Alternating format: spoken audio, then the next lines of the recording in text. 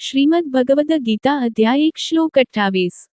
अर्जुन उवाच दृष्ट्वें स्वजं कृष्ण युयुत्सु समुपस्थितम् सीदन्ति मम गात्राणि मोक्ष परिशुष्यति।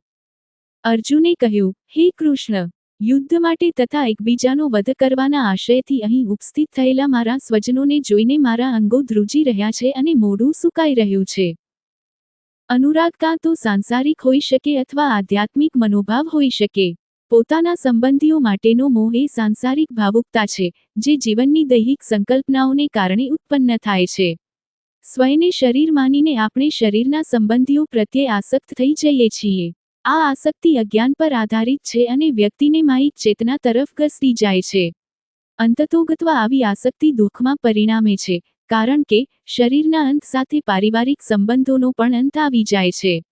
બીજી બાજુ, પરમપિતા પરમેશ્વર આપણા આત્માના પિતા, માતા, મિત્ર, ગુરુ અને પ્રિયતમ છે.